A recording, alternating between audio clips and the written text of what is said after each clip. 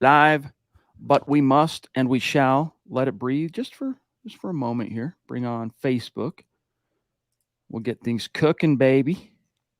Get them cooking on this Monday evening. And we are good. So welcome in, everybody. It is the Mile High Huddle podcast. I'm your host, Chad Jensen. With me, my co-host and fellow football priest. You know him, you love him, Zack Kelberman. Zack, it was kind of interesting. Sean Payton's little segment that he did for CBS Sports, which aired during the Masters, a little segment where oh my gosh, I just spaced her name, but where the reporter joined him for I think it was 9 holes, and she's asking him questions along the way. The cameras are with him the whole time.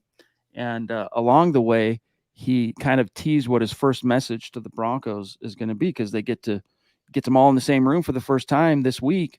And I want to get into that. But I also found it interesting, Zack, that while he's out there golfing and enjoying things, and she's asking him about work, right? He's out there trying to enjoy some recreation. And she's asking him about the Broncos and what it's like in the AFC West now and all this stuff.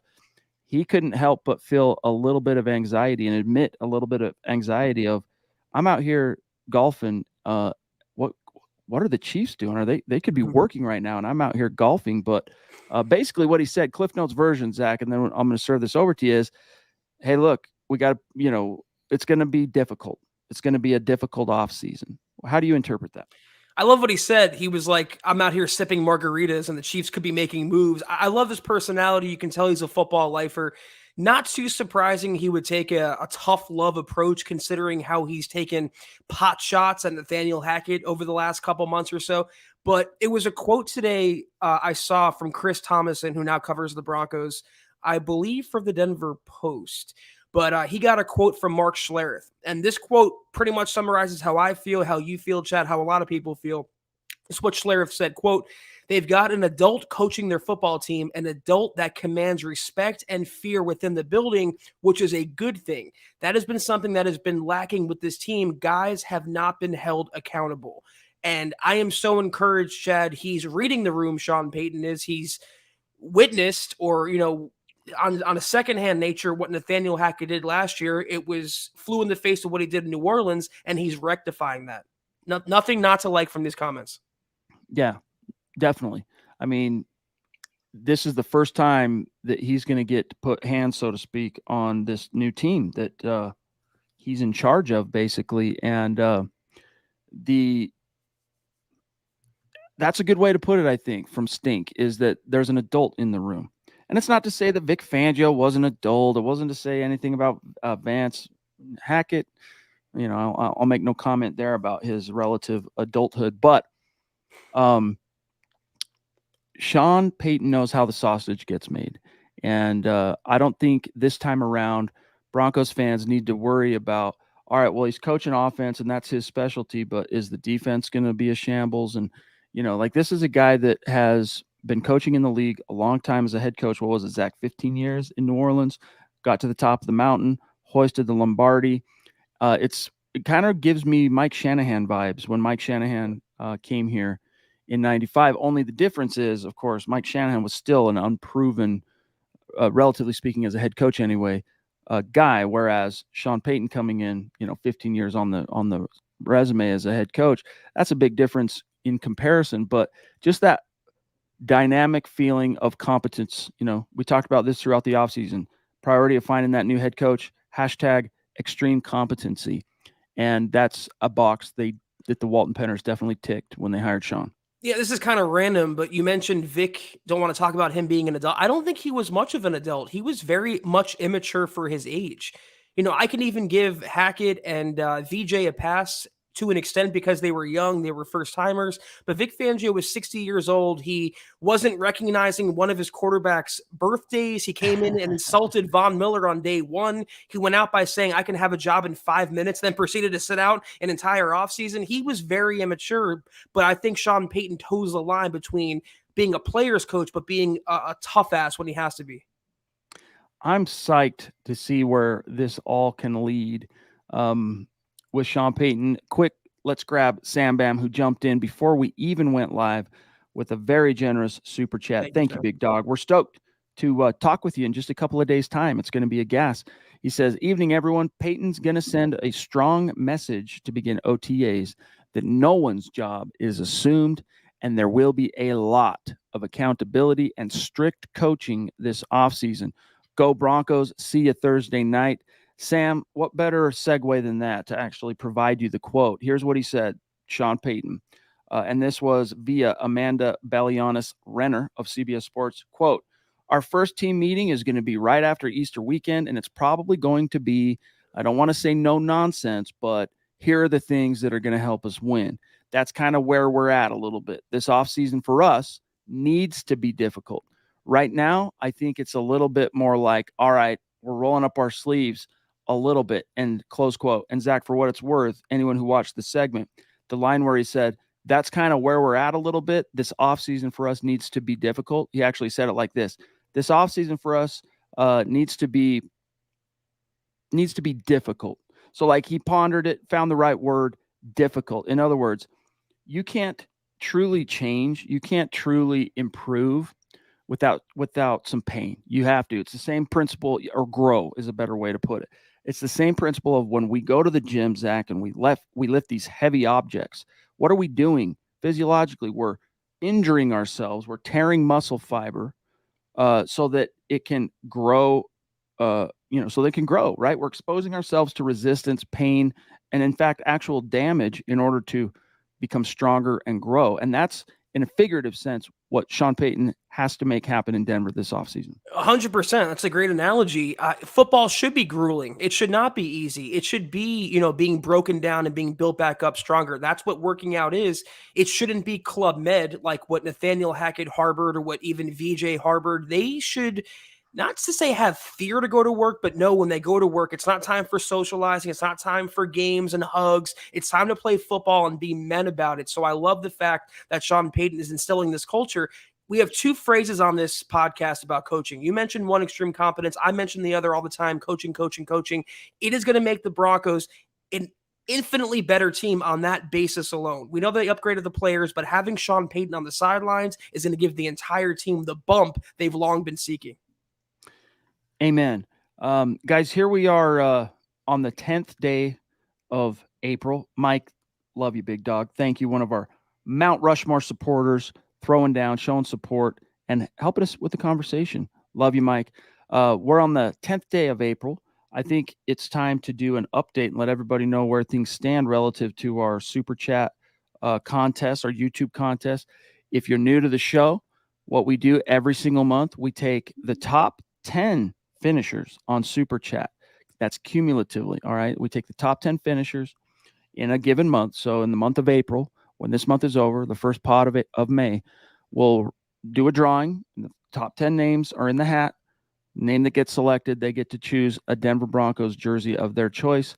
We purchase it. We ship it out to them as a small thank you for what you guys do to support MHH and help us keep the lights on here. And we do something similar on Facebook. So here's what it looks like. Right now, the top 10, let me get the banner off here so everyone can see. Right now, the Duchess, who I just saw also chip in here on the chat, holding down with authority the number one spot on YouTube with Super Chat, followed by Gary Palmer, the swashbuckler, Renardo at number 3, Lady D, as she is known, Deanna Hendry at 4, Gyla Maples at 5. That's your top 5. These are the legends right now, top 5. And then, speaking of legends, Naja Altaf at 6. Antonio Aragon, who has been a longtime listener and member of our community and supporter, who we didn't see him for a minute, and then he popped back in. He's in the top 10 right now. Dale, one of our great friends and supporters, at 7, DW96734. The DWI guys across the pond, Ethan, tied at 7. Mark Schrader down in Texas. That rounds out your top 10. And then you can just see a few of the names just outside the top 10, including David McElrath, Carol, Taylor, Sam Bam is included, Sue. So there is your top 10 on Super Chat as it stands. I guess 9 days. It doesn't count today. 9 days into April. Okay, let's jump back in to the chat here. What do we got here? Let's grab, speaking of, let's grab Michaela. Love you so much. Thank you very much for your generosity. Let us know when you get your jersey. I don't want to spoil who it was. but she ordered a unique. I'll say it wasn't what I expected to hear. She wanted a unique Broncos jersey for her raffle victory, I guess. So let us know when you get that. She says, "Hiya, fellas. What is your opinion on re-signing Connor McGovern? Pro Football Focus had him listed last year as the 10th best center. Love you. We love you too. Zach, what do you think about Connor McGovern? Former 5th-round pick of the Denver Broncos out of Missouri, I think class of 2016. This is a guy that we talked about the Broncos potentially signing to overtake Lloyd Cushenberry, or at least provide Cushenberry with competition. The Broncos, though, did not re-sign McGovern, and I'm assuming he's still a free agent. There might be a reason for that, but it seems like if the Broncos wanted him, they would have signed him by now. They added one center this offseason, Kyle Fuller. It seems like they're going into the draft with an open mind. They have Cushenberry, they have Fuller, they have Luke Wattenberg, and they'll probably add a center in the middle rounds as well. So he is a decent option. I think he would be better than Cushenberry, especially in this big Sean Payton power scheme, but doesn't seem all that likely. For sure, I think he would be an upgrade over Lloyd. But it's not an absolute, Zach, but usually, because what was it last year? Melvin Gordon, was it last year, got re-signed literally like the day before the draft, if I'm remembering this right. Was it that late into the process? Yeah, dude, it was late. Fact check me on that. But either way, I mean, we could even think of like the phrase we throw around on the show, saving a little Evan Mathis money, right, for the 11th hour. April 27th. Good memory. Yeah. So usually, though, that's the exception, is what I'm getting at. That proves the rule. What's the rule? Usually, once the first, second, third wave is over, if a team hasn't moved on a guy, there's usually a reason why, and it's rare to happen. I still think he'd be great in Denver, but doesn't seem that the Broncos are aiming that direction, Michaela. And for right now, all we can do is take Sean Payton at his word, and what he said was, we see Lloyd Cushenberry as our starting center. So until that changes, he's center one. Yeah, that was a 2 years in a row big news on the doorstep of the draft. Last year, Melvin Gordon getting brought back, and then the year before that, the Aaron Rodgers blockbuster stuff. Anyway, Drake, brother, thank you very much for the super chat. Covers the Colts on one of our sister sites, the Horseshoe Huddle. Has his own podcast, by the way, this guy, Drake Wally. Appreciate you throwing down a super. He says, haven't asked much about Javonte Williams. You dudes think he gets to that peak with Sean Payton, 250 carries, 1,000 yards, kind of a bounce back? Zach, I don't doubt that is a distinct possibility for Javonte Williams in a Sean Payton offense. I'm just not very certain that happens this year, just because his knee injury wasn't, not to make light of an ACL tear, because obviously that's a catastrophic injury, but he tore multiple ligaments. Yeah. There was a lot going on with his particular knee injury. And even though it happened relatively early in the season, I want to say it was week 4, if memory serves. I'm not certain, despite what the Broncos tell us. I'll believe it when I see it, when he's actually in the offense, playing starters down or starter snaps, getting after it. So I'm thinking that kind of production, and I hope I'm wrong, but I would expect that kind of production probably doesn't come till 2024, just because, it's probably one of those things, Zach, where first quarter of the season, if he plays, they're just kind of working him into action. And then when he starts kind of getting some momentum, if he does, it's probably middle of the season, if not after. Yeah, I mean, the injury thing is the most obvious reason as to why, but also the fact that Sean Payton comes from a 2-back system, and so does George Payton as well.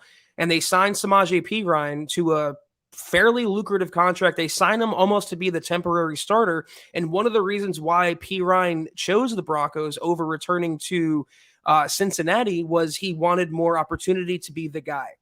He didn't want to just be the backup. He didn't want to have the scraps on third down. He wanted to be early down the back there. So they have him, and they also keep working out running backs as well. I had a story today, Chad, about the Broncos having an upcoming top 30 pre-draft visit with Central Michigan running back Lou Nichols III, who led the NCAA in running in 2021 in rushing yards. And he was also the conference offensive rookie of the year before that. So you combine all those things together, and it seems like Javonte would almost be the cherry on top. Anything they get from him this year would be a bonus, but they have P. Ryan as the number one, and they'll probably have a rookie fighting for number two duties. Howie frickin' Day. By the way, Howie, you won the jersey for Facebook, dude, for the month of March. So send us an email with what jersey you want, what size, and your shipping address so that we can get that out to you, big dog. You won the jersey. You are the rightful winner, randomly selected of the top contributors on Facebook in the month of March. So shoot us that email, milehighhuddle@gmail.com. What's up, fellas? He says, old school feel. The energy feels different. It does. And maybe that's what it is, Howie. When I compare the way it feels energetically right now, comparing it to the Mike Shanahan arrival, it almost also feels that way, like similar to Kubiak showing up in 2015, although obviously very different circumstances. Kube arrived after 3 consecutive playoff berths with the Broncos, or four consecutive playoff berths with the Broncos. Shanahan arrived after a couple of dark years, a few dark years, 2 dark ones under Wade Phillips as a head coach, and of course a couple of dark ones to end the Dan Reeves era, because there's a reason why he was shown the door eventually. So yes, feels old school a little bit, and it definitely, Zach, feels different. Yeah, I mean, I don't even think it feels that way. I think it is that way. And there's a reason why it feels it's because the contrast from Hackett to Sean Payton is night and day. And that's why, despite the Broncos' record in recent years, despite them falling off the relevancy map, landing Sean was such a get for the organization that almost from day one, he instilled a different culture. Almost from day one, it was addition by subtraction when the Broncos moved on from Hackett. It shows how bad Hackett left the Broncos, how bad Vic left the Broncos, how bad VJ left the Broncos. And you have a coach coming in who has more talent and ability and potential than all 3 of them combined. So it's definitely shifting now, but I will say this, nothing will be different and nothing matters until and unless the Broncos win football games on the field where it matters. Well said. Howie, don't forget to send us that email, bro. We want to get you your jersey, okay? Gary, bro, currently sitting at the top, well, in the top 5 anyway, in the Super Chat rankings this month, and throwing down a very generous Super Chat. Love you, Thank you, big Gary. dog. Thank Says, you. Hi, Chad, Zach, and Scott. I wouldn't have thought of Sean Payton as head coach a year ago, but here he is. Kismet. Go Broncos, MHH for life. Yeah, right. It's just weird. It's funny how things work out. Are you a believer in serendipity? And if you're not, maybe a better way to put it is, are you a believer that some things happen for a reason? Because I am a believer in those kind of things. And, and if that's true, then that means the Broncos had to go through what they went through, not just the last 7 years, but the indignities and everything that was suffered this past season to get the right guy here.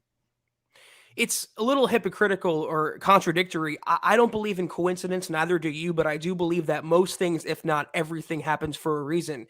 So the Broncos going through those years of mediocrity, going through the head coaches, going through the Nathaniel Hackett disaster, all led them to Sean Payton. And when we were in the true bottom, Chad, a few years ago, when they were just mired in suck, to quote Emmanuel Sanders, would we all thought, any of us thought it was possible that Sean freaking Payton would walk through that door a few years later? I know it's easy to say now on April 10th. I know it's all talk for now, but the results, I promise, are going to come out because he is that good of a coach. And it can't be overstated how important and monumental of a hire that was for the franchise.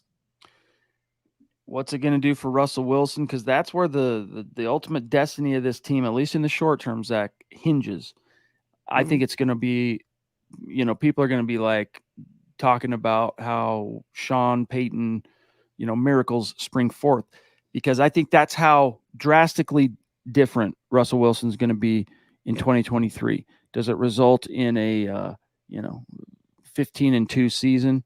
Probably not, but it results in a significantly improved Wilson, which means a significantly improved Broncos. And I think by the time you get to December later this year, you're going to be looking at a Broncos football team that, if nothing else, is competitively relevant in the playoff conversation. The Papa Bear himself, David McElrath, throwing down a super. Thank you, big dog. He says, good evening, Broncos country. Zach, Chad Dillon, I read it out of order, and Deacon Scott, hashtag Buckham times 2. That's Buckham with a B, YouTube. MHH for life, Denver Broncos for life. Thank you, David. Your support every single night means the world to us, big dog. And you know what? Also, as a veteran, special shout out to all the veterans under the sun, and especially those that are in Broncos country. Much love and respect to those who have served this country. Love you. Veterans, active duty, anyone who served our country will always have my respect forever. Definitely appreciate you, David. Going back really quickly, though, about Sean Payton, Chad, you mentioned kind of like a butterfly effect of Russell Wilson being better makes the offense better. If the offense better makes the Broncos better. Sean Payton will be the guy stepping on the bug to make the butterfly effect go into, into place and kick that into effect. So it's going to be a process that it might not end, like Chad said, with a 15-win season, but it could be a 9, 10, 11-win season. And all of us would sign up for that after the last half decade. Amen. Real quick, I'm just grabbing this as a message to Michaela Israel. Michaela, do me a favor and shoot us the link to that article that you read on Bleacher Report. We'll take a look at it after the episode. We could have ended that sentence, though, with Michaela saying she saw it on Bleacher Report after report. It's right. A random person who doesn't cover the Broncos, has no idea what's going on. It's their own opinion. So, Michaela, I wouldn't read too much into that. Phil down in Tucson proving that Broncos country is not a geographic location. It's a state of being, baby. He says, evening priest and Deacon Scott, going to be great to see adult coaching these guys from OTAs and on. Yes, it is. And Zach and I are stoked because it's been a dry couple of weeks as far as Broncos news and relevant storylines are concerned. And we're going to get hopefully some media availability, some quotes, some guys at the podium this week. So that's manna from heaven. And not only for, articles, but for conversation fodder for us here on the podcast every single night. So stoked that begins phase 1 this week. I find it a little strange, too. The Broncos have had such limited availability, limited press conferences. You think the new coordinators like VJ would talk. They haven't really spoke yet. So Sean Payton really is going about business a different way, and I do like it a lot. Hashtag in Sean we trust. Phil, love you, big dog. Albert Knopper's in the house. The Mile High Dutchie, as he is beginning to be known as. Great to see you. Give our best to Michelle, my friend. Jason Metz, very generous super chat, throwing down. Yo, Jason, thank you, big dog. He says, hey, MHH family, love what you all do. Hit the like button and share. Listen to what this man is saying right now. Liking the video, you hear us talk about it at the end of every one of our streams. But it's seriously, guys, a small thing you can do that helps us out in a big, bad way, especially if you're watching on Facebook or YouTube, whether it's live or after the fact. Please do us that kindness. Appreciate that, Jason. You are the man. And Robot of Doom checking in, I see, from Twitch land. So good to see you, big dog. All right, Lawrence Rivera. What's up, everyone? I'm going to be in the background. I'm staying in my deck, throwing down some support. Hey, good luck with that, my friend. That can be hard work. So hopefully we can take the edge off with a decent conversation for you tonight, big dog. James Richard, did we ever settle this? Scott, nod if it's correct. Richard or Richard? Did we ever settle it? I don't think we settled it. James, you settle it in the chat, okay? Thank you for the super chat, big dog. The Predator himself saying, was Denver's defense within the top 5 last year? If so, that puts them number 1 because no defense was on the field as long as Denver. I mentioned this before, but feel it needs to be addressed. Let's say and it kind of cuts off. He kind of jumps on here. A better reward for your super chat challenge would be to invite the person one-on-one, maybe 2 of your shows. Yeah, we do that in a different way, but that's good feedback. We'll definitely take it under advisement. Zach, give him an answer, and I'm going to pull up so that we can remember exactly where they finished defensively. Well, number 1, Sean Payton already admitted that about a month ago in his press availability by saying there's a lot of different reasons why the offense was so bad last year or the defense, whatever he was talking about. And he mentioned the offense being on the field so many 3-and-outs not being on the field so much, the special teams game, not helping the defense either with field position. So I know he's long gone now, but I do commend the job Ejiro Evero did in his one and only season as Broncos defensive coordinator. Number two, we did those breakdowns literally each and every week, as much as it pained us, Chad, and the Broncos were consistently top 5 each and every week until the end of the season, when the aforementioned offense, special teams put them in bad situations. Injuries started to take hold, and I think teams figured them out a little more, but they were all that green that you see in front of you was consistent through most of the year. Yeah, so for those who are listening, like Lawrence, staying in that deck, your Denver Broncos defense finished last season. When you see green on the screen, that means it was a top 10 finish. Black means middle of the road. Red means bottom third. All right. They finished, did the Broncos defense in yards per game, 7th ranked. All right. Yards per play, 6th ranked. Points per game, they gave up 21.1 per game. So that was middle of the pack. That was tied for 14th. Rushing, they were the 10th best rushing defense. Passing, they were 12th. Fumble recoveries, they were 22nd, so we didn't have as many fumble recoveries as we'd have liked. Takeaways, they were middle of the pack, 23 total takeaways. Sacks, they were bottom third. So this is, again, a reminder of why upgrading the edge and figuring out how to bolster that unit becomes paramount. But Broncos only posted 36 sacks last year, which tied them for 23rd in the league. But here's where they really shined. All right, third down percentage, Ejiro Evero did a bang-up job. There was only one defense did better on third down than the Broncos. So Denver finished second there. And then red zone, they hung tough there, Zach. For most of the year, they were the number one red zone defense. And it wasn't until the wheels came off circa whatever week that was, Christmas. Was it 16 or was that 15? I'm trying to recall. But I think it was 15. But either way, it was about then when the wheels came off and, it ended up dropping them down to 7th, but they still finished, Zach, 7th in red zone defense. And then just for contrast here, look at this. Look at this offensive stuff. It's all red and black. Not one singular green statistic, meaning they didn't finish top 10 in any of the noteworthy offensive categories. Bummer. When you consider the defense, I mean, when they were healthy, they truly were a force to be reckoned with, to the extent that we were talking about the best Broncos defense since Wade Phillips. But how do you expect to continue that over a course of an 18-week season when you lose Randy Gregory, when you lose Draymond Jones, when PS2 was hurt, when Simmons was in and out? I mean, those are your core players, Baron Browning. It's tough to maintain that dominant ranking when you have everything going against you. I'm excited to see this Broncos defense healthy and with an offense that actually pulls its weight for once. Scott's over here eating his heart out because 36 sacks, he says, was damn near double the Falcons. They were up there, though, when Randy Gregory was healthy. I mean, to make it a serious conversation, they really were legitimately a top 3 unit in sacks and game-changing plays. They were finally getting to the quarterback. They were aggressive. It's a shame we couldn't see that over the course of a full season. Indeed. George Fox, brother, thank you. Appreciate your support as always. He says, thanks for another great pod, guys. I'm a fan since 1960. We're talking OG here.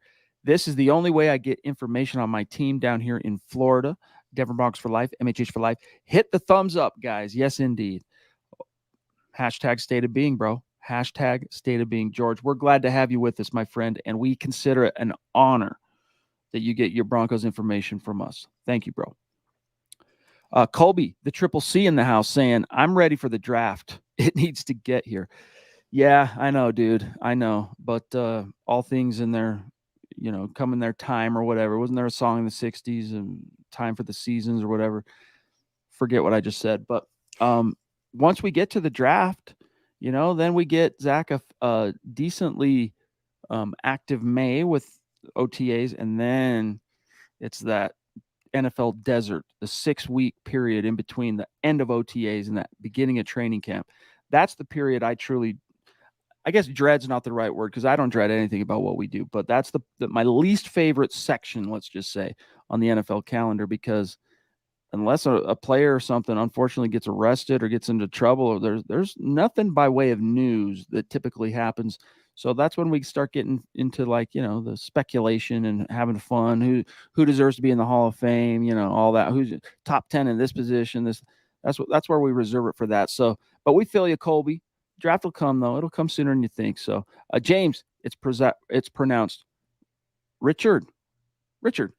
Yeah, okay. That's like my grandpa's name, Richard. Okay, good to know. I'm not going to forget that. I will never ask again. Easy to remember. Thank you for the clarification, big dog. Thank you. Okay, let's see here. Howie got your email. I see that, big dog. We'll get that rolling tonight after we get off the stream, my friend. And thank you. Throwing down more stars. You are a prince. Really appreciate you, brother. Okay. So, Zach, I want to circle back here. Actually, let me grab this from Nick Hill. Nick Hill, very outgoing listener, supporter of the show, musician to boot. This dude's got some skills with a Z. He says, "Sup, Lil CZ." My favorite quote from Sean Payton so far has been, "We're playing tackle football, and you have to practice tackle football. What a stud, MHH for life." So, I like Lil CZ, for the show. But when we finally unveil Zack Kelberman's solo hip hop record, that's not going to do. It's going to have to be Zach centric. Okay, so we'll come up with a rad handle after I come up with the beats, and then Zach comes up with the lyrics and the flow and all this stuff, and then we'll get Scott. Because every chorus part kind of needs to have some of that melody. We'll get Scott to sing those parts. And maybe Nick Kendall can harmonize. I don't know. We'll see. But yes, Zach, this is one of the best things we've heard him say so far. I do know we're playing tackle football, and you have to practice tackle football. And what happened? Hashtag Zach Savage. That was my favorite comment. My second favorite, when he was asked about playing starters in the preseason, he's like, yeah, we're playing football. The starters are going to play in the preseason. And before that, he was saying, well, last year they didn't do 9-on-7s. They didn't do 1-on-1s. They didn't do all these things. It was a lot different than how we did it. It was the nicest way of him saying that Nathaniel Hackett had no idea what he was doing in Denver. Look, here's the thing. Trailblazers, when they blaze that trail, in the moment while it's happening and you don't know how it's going to shake out, there's a reason why those guys get criticized.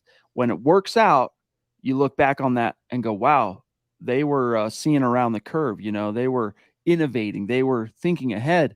When it doesn't work, you realize, okay, this is a guy that didn't know what he was doing. And in the case of Nathaniel Hackett, Zach, he got a little too big for his britches. He got a little too, I don't know, like too cute. It's like if you go out playing, myself as a 43-year-old dude, if I were to go out and play a pickup game with the bros and I'm like, my number one focus is play, pickup basketball game or something, I don't want to blow an Achilles. I'm probably going to blow an Achilles because like I'm inviting that. It's called the law of attraction. Okay. The Secret, look it up.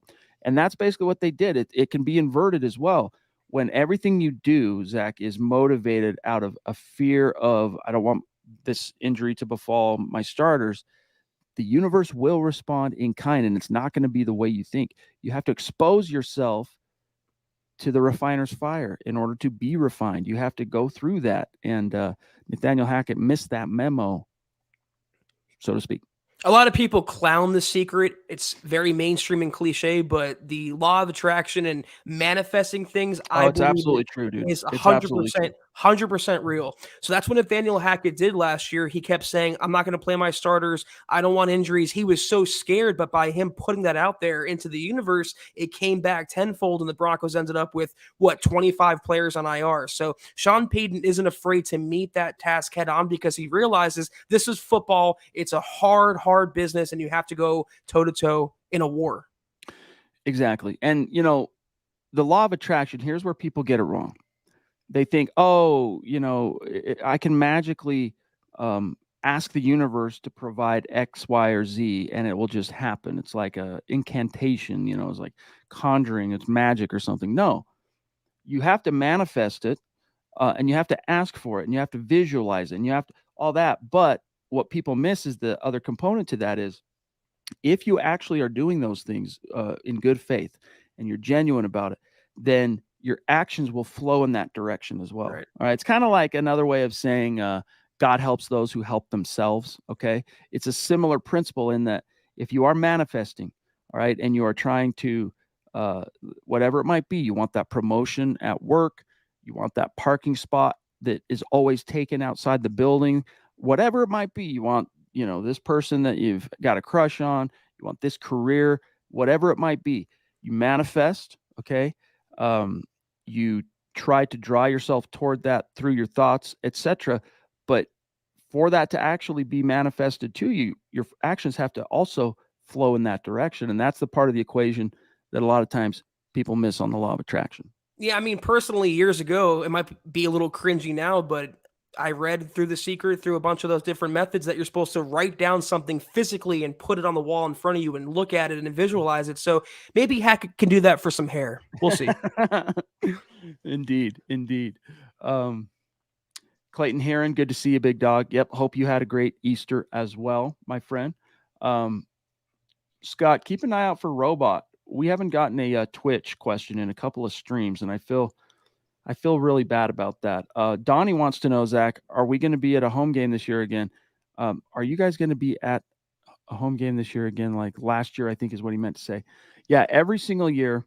Yes, as Scott put in the chat, every single year, it is tradition now. We established the tradition. We were going to do it 2020 is when we actually meant to establish it, but we all know what went down that particular year. Couldn't do it. So it began in 2021, the MHH meet and greets, and it's a lot of fun. So once the actual schedule comes out, we'll pick one of the dates in the first quarter of the season so that we can hopefully have decent weather. And then we'll set up shop, big MHH tent. We'll bring food and we'll bring drinks and table and merch and this and that, music. We hang out. People can come talk to us, grab this, grab that, get a photo. We do a live stream podcast or two while we're there. And then, of course, we go watch the game and have a lot of fun. So that's the plan again this year, but we don't have a date for you until we know what the schedule is. We want to pick a juicy game for that. So Malcolm up in Homer, awesome, in Alaska. We got a lot of fans, Bronco fans, and then a lot of listeners of this community up there in Alaska. So our Butler, hello, right back at you, my friend. And Patrick, aloha priest.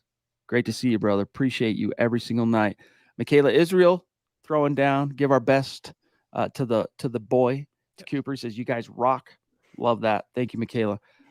Guys, we're at 38 minutes just about. So if you have any burning topics, get them in the chat because we are about out of time. On a Monday, Zach, in the middle of the off season, maybe we won't go an entire hour. So get it in the chat. James Richard jumping in with another super chat. What is that? Number 4 tonight. Going off, dude. Thank you. James.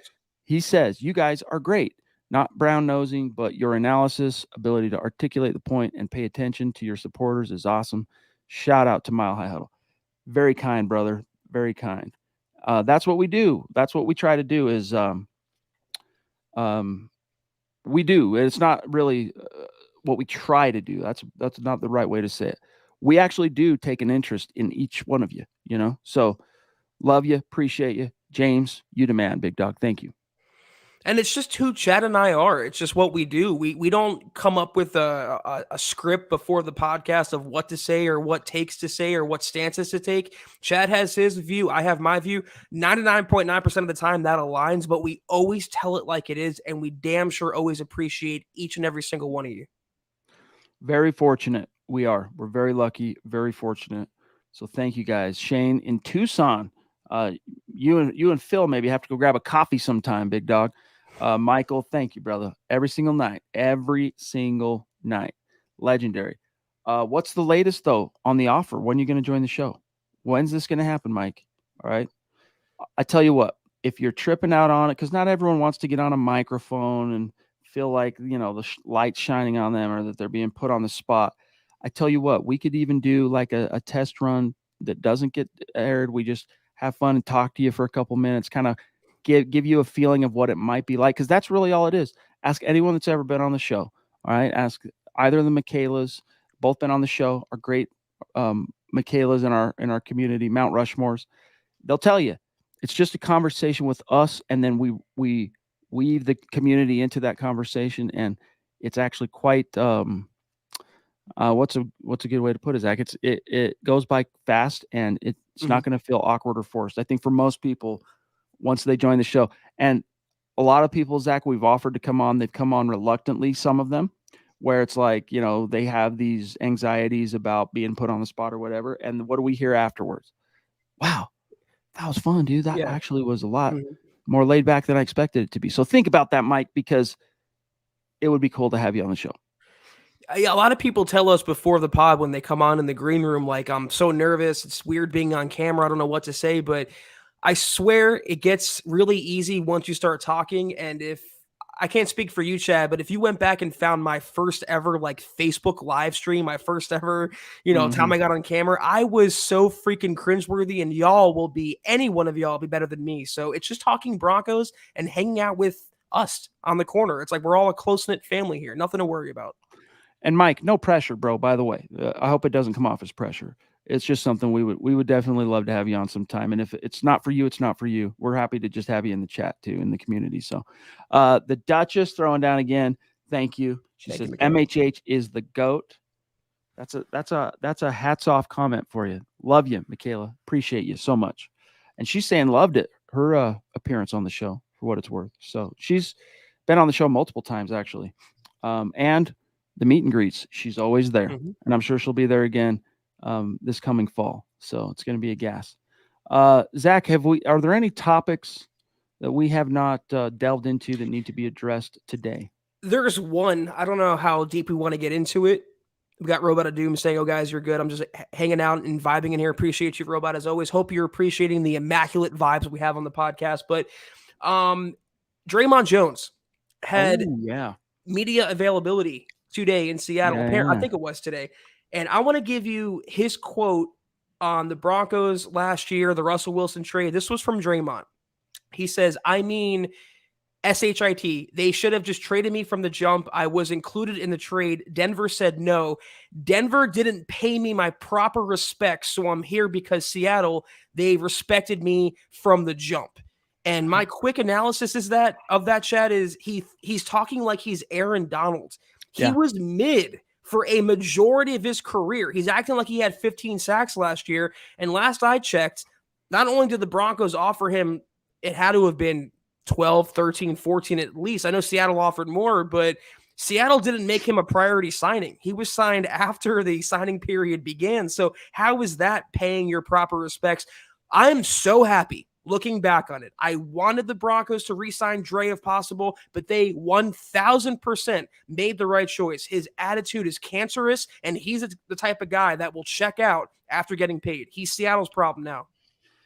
In the same spirit of some things happen for a reason or whatever, there's also a reason why he wasn't a priority for the Broncos and why Sean Payton was at peace with letting him hit the bricks. So I wish him the best. I agree with you, though. I don't think you're going to see some kind of a quantum leap forward from Dre in Seattle. I think he's shown you what he is, and what he is he can be valuable, but he's not Aaron Donald. He's not going to give you double-digit sacks. He's not going to be a upper echelon run defender inside. Unfortunately, he's a this much above replacement guy. And we'll see. Zach Allen, that was another story that came out today. I think Keith Cummings had the write-up for us at MHH. But his superpower, according to his former position coach with the Arizona Cardinals, is that he is like crazy mental football IQ whack job and out-prepares all comers. So it's going to be fun to see how he fits in. And obviously, just that approach, for whatever reason, that approach is at least part and parcel of how he became more valuable to the vision Payton's trying to build in Denver than, say, Draymond Jones, who, comes off a little bit too sour grapesy, always been a little bit of a curmudgeon at the podium, and it's whatever. Get that bad juju out of here. I mean, 6.5 career sacks, he's never topped that. And if you're talking proper respects, you better have 15 sacks at minimum. I think Dre is a legend in Dre's own mind. He's one of those people, and you don't want that in the locker room. It's poisonous. It's cancerous. And I think Zach Allen, Chad, pound for pound, cent for cent, will be a better and more productive player than Draymond Jones was. It's like one of my best friends coined a term, or at least it's the first I ever heard it, that we use to this day. That guy's he's the coolest guy he knows, right? Like that's the kind of guy Draymond is. But anyway, James, bro, thank you, big dog. He says, I don't think it's possible for Russell to have a season as bad as last year under Sean Payton. What say you? So no, I think last year again. No, we don't have a crystal ball. We can't perfectly predict the future, but knowing what we knew about Russell Wilson, one of the things that made us so excited about him, and of course, it's another reason why when the failure to meet that expectation was made complete, fans were so just turned off on Russ, was the fact that his sample size was a 10-year reign of dominance, basically, in Seattle. 10 years. Missed the playoffs twice, 9 Pro Bowls. And then you look at the mitigating factors that led to his quote-unquote down year or regression, whatever. And you think, how noteworthy were they? What are we talking about here? Well, some pretty distinctive facts are at play here. One of which is, Zach, only 2 head coaches in NFL history have been fired during their first year as head coach since the Super Bowl era began. The guy that presided over Russell Wilson's down year is one of them. We believe that something's happened for a reason. We don't believe in coincidence. So that, again, talking about getting the bad juju out of here, that's gone. The Hackett thing, goodbye, blown out of here long before the season even ended. So then you look at the track record, Zach, and the resume coming in on the coaching side from Sean Payton, put that side by side next to Russell Wilson's, and you start to see that, okay, there could be something special brewing here. It was bad last year with Russ. We're not going to make light of that. There were times that everyone was questioning their sanity. That's how bad it was. It's like, yo, this dude was like elite player. Why does he look like the 34th best starting quarterback in the league all of a sudden? Like, am I going crazy? Am I tripping here? And you weren't, but there were reasons why. And I think now that those reasons have been weeded out, so to speak, you're going to see a big shift in Russ. I really believe that. Yeah, it's the simple answer right there is it wasn't just Russ. I mean, he played a part for sure. He wasn't as good as he could have been. He'll be the first one to tell you that. But there were so many other circumstances that made the Broncos offense bad and Russell Wilson bad. The offensive line, the injuries, lack of supporting cast, and most importantly, the coaching. So if you're wondering or questioning whether last year or this year could be as worse as last, then you'd have to presuppose that all of those factors will repeat themselves. And I think the law of averages dictate, Shab, the Broncos won't be as injured. They will have better coaching. They will have a better supporting cast. And if they do have those things, then there's no way that a 9-time Pro Bowler, one of the best quarterbacks of this generation, overnight turned into Ryan Leaf or Nathan Peterman. There is no way that's possible, and Sean Payton will be the catalyst to undo that. Well, and even one of the encouraging components about what you just said is, yes, Russell Wilson shares plenty of complicity in how things shook out. It's not to absolve him of his share of the blame, but think about how the coaching fed into the worst, what's a good way to put this? How can I articulate? So all of the worst aspects of Russell Wilson's failure to launch last year, many of them were manifested by the coaching staff. And I'm not just talking X's and O's, Zach, but like, oh, Russ wants to cook. All right, Russ wants to be the guy in charge. Russ wants this. He wants his office. He wants his position coach. They gave him the carte blanche, and it turned out, at least with that coaching staff, he wasn't ready for it, right? He wasn't ready for it. Sean Payton, nipping those things in the bud, cutting this off, nip tuck here. All right, back to basics. We're doing things my way. And so, again, that's not to absolve Russ, but coaching had such a huge and just organizational decisions, organizational what's the word I'm looking for, dude? When you allow something to happen, I'm having a brain fart here. Not complicity. Anyway, coaching it'll come to me as soon as I'm done talking, but coaching had a bigger role in the Russ aspect of his own shortcomings. I'm not articulating this well last year than people think. Yeah, I mean, and he's taking every step he can Enable. Sorry, that's the word I was looking for. They did enable him, and Sean Payton is not going to allow that.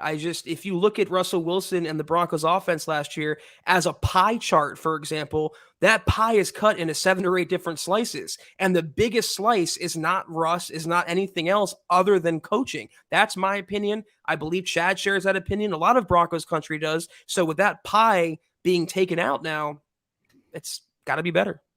Yep. James, again, bro, thank you. Seriously, going off tonight.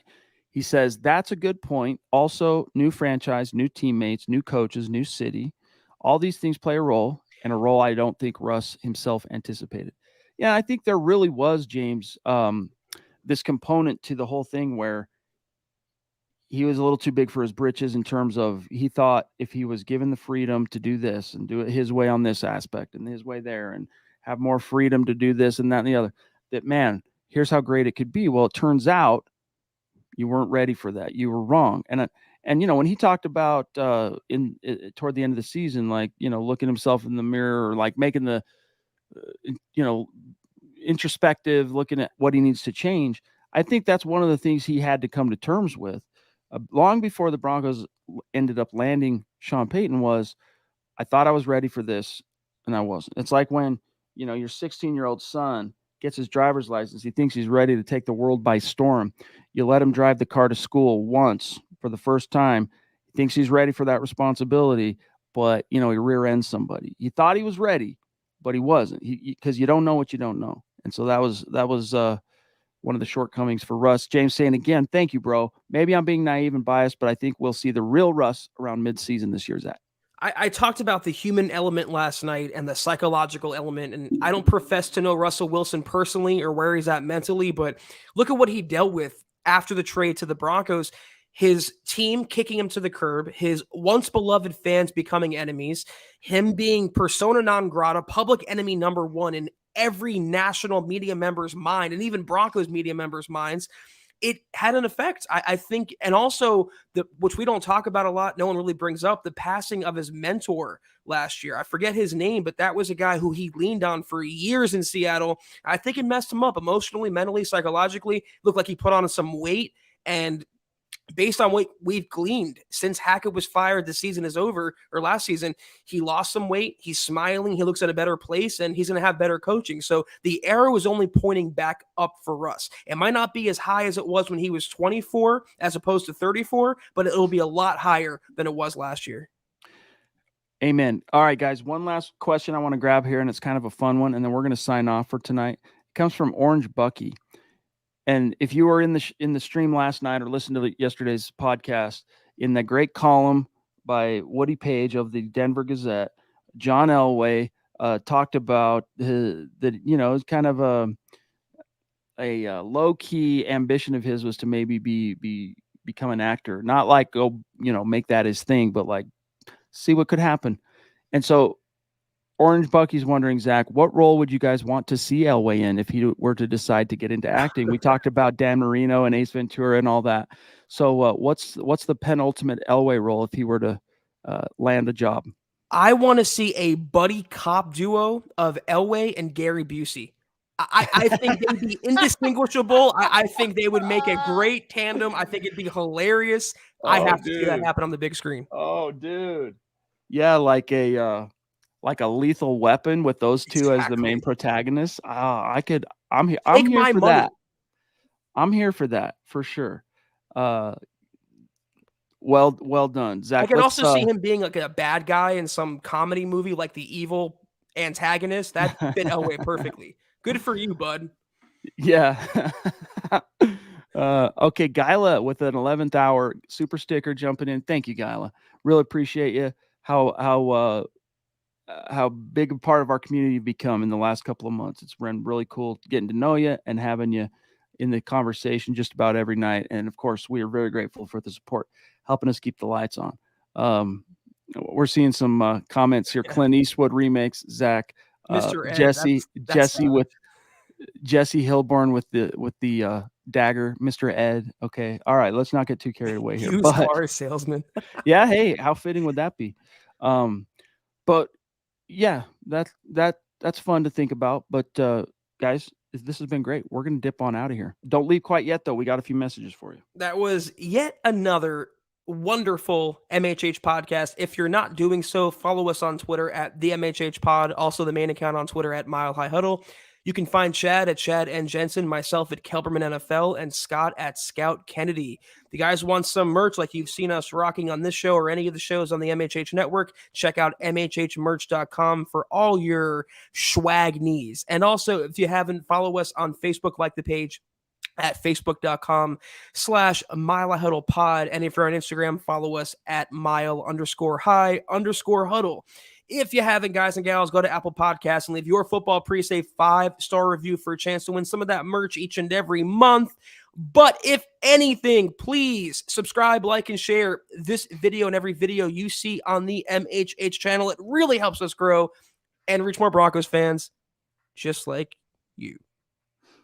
Nailed it. Shout out to these great Super Chat superstars and supporters tonight, starting with Sam Bam, Drake Wally, the Duchess, Michaela Parker, Gary Palmer, David McElrath, Jason Metz, James Richard going off, Michaela Israel, Guy LaMaples throwing down, and then, of course, on Facebook, Howie Frickin' Day throwing down some frickin' massive stars.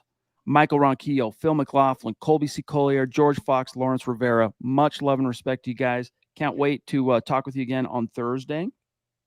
We will be joined by Sam Bam. It's going to be fun for a superstar segment. James with a parting super chat saying Elway as the NCAA CEO, like in the movie The Last Boy Scout. There you go. There you go. Is that with Bruce Willis? Yeah. Bruce Willis and Damon movie. Wayans. Damon Wayans, right? Wasn't that The Last Boy Scout, or am I confusing it? Anyway. If it was a good movie. The Bruce Willis movie. Yes. I'm pretty sure it was. Sad what happened to Bruce, dude. Bruce got sick and degenerative disease. It's such a bummer. Forever John McClane, though, in my heart. Yes, indeed. And the ultimate existential question, is Die Hard a Christmas movie? I don't think so. I don't know. Maybe that's a question that can only be answered by the sages and prophets throughout time. We'll maybe never know the answer. But guys, love you. Don't forget, you got Broncos for breakfast on the Bright. Tomorrow. Tomorrow's Tuesday. So check that out. And then, of course, Building the Broncos tomorrow night. We'll see y'all Thursday. Have a great start to your week. Take care. And as always, go Broncos.